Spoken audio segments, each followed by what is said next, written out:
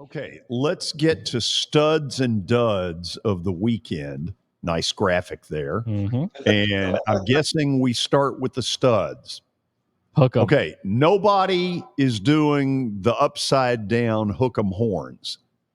Let me on the front end say, I didn't think they'd go to Tuscaloosa and win. I haven't been a big fan of Quinn Ewers. I thought he was a long haired, pretty boy who was slow.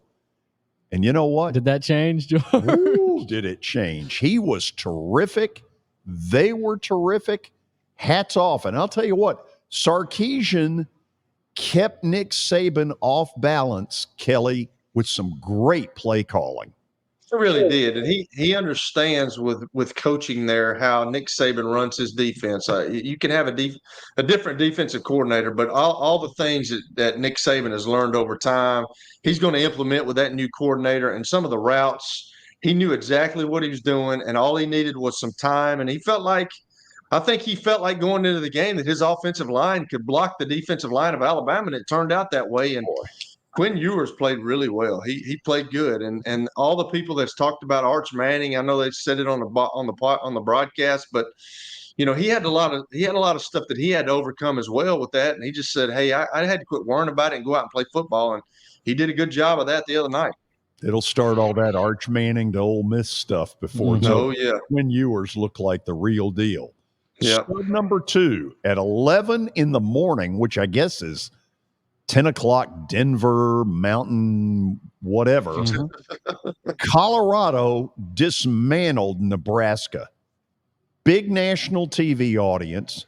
Nebraska's got a quarterback issue because that Sims kid He's awful. is hurting them.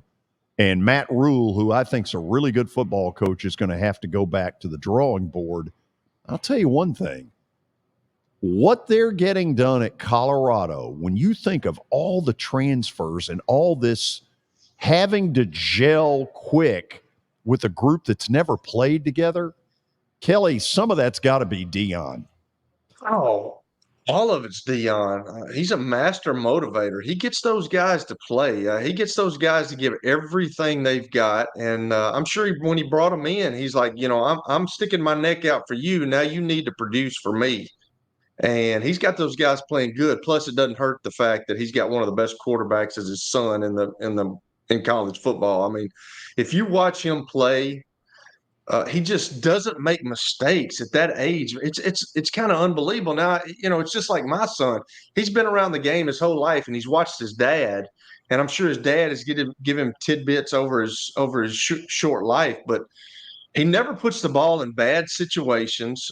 He never makes a bad decision. Now he's going to, because that's just playing the game. But my goodness, that guy can make plays, and when he has to make those plays, he makes them. And the Hunter kid that they've got is a straight bona fide ball player. They run to the football on defense.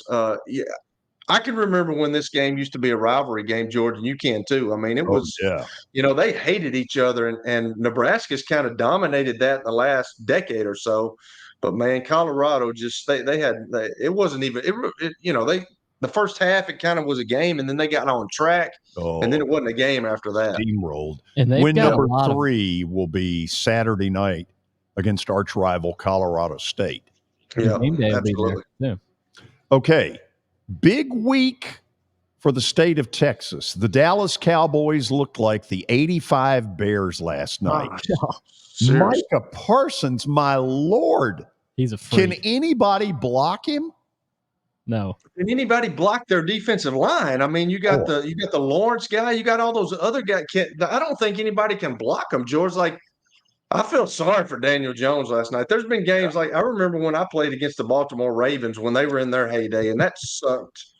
Having to play them because they could pressure you, but I mean, you talk about the 85 Bears, but you look at the Dallas Cowboys defense and you look at the San Francisco 49ers defense. Has there ever been two teams defensively like that in the same year?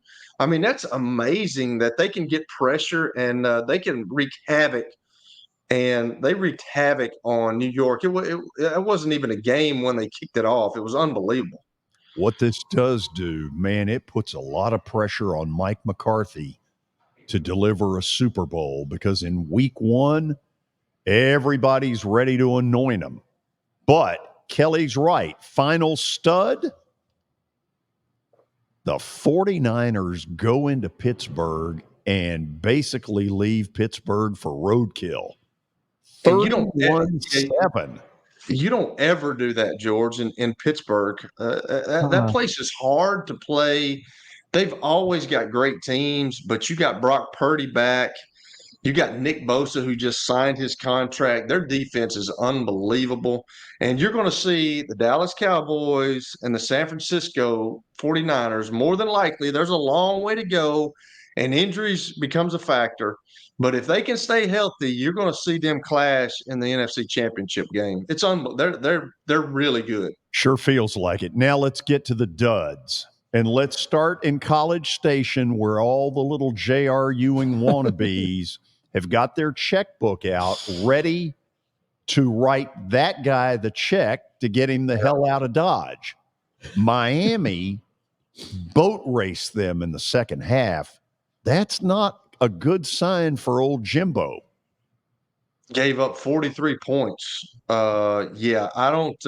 I would have never guessed that. I mean, I'm sure y'all going to bring up, my predictions the other day, which I wish y'all wouldn't make me predict things, but I can't believe that Miami beat them that bad. I was right there with you. That is just, and you worry about all this transfer stuff, and you worry about what happened to him last year. I felt like he lost the locker room. And it kind of seems like that is kind of coming over into 2023. It's when you lose the locker room, George, it's hard to get it back when you lose respect from players. And man, it seems like that may be happening again. When you lose to Northwestern, you'll get into studs and duds. UTEP. Oh, wow. UTEP. Packed house there up at Northwestern. There look like sections available. Kelly, your fan base looks like it's in that left corner. It does look like it's in that left corner. Not many left, Hoss. No, that's kind of amazing. Now, UTEP is not the powerhouse in the world now, but to get beat by Northwestern 38-7, that's saying something. That means the Miners of UTEP aren't very good. They're not the only team in purple that gets acknowledged this week. Oh, not really? Good. You can't beat the Brady-less Bucks?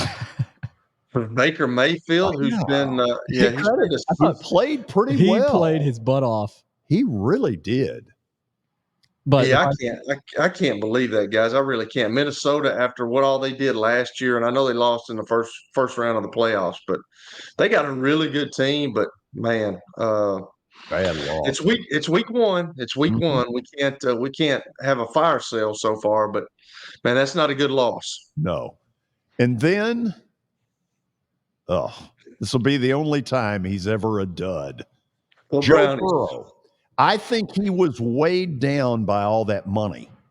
He may have been. He was still smiling when he went out on the field, but afterwards the Brownies and the dog pound got after him, Hoss. So go Browns.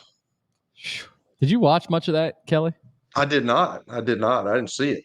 I didn't get a chance to. I'd love to see just what the heck went on. I mean, but he was held under. I think he only passed for like 85 yards, right? 82. That's 82. Okay, yeah. Low.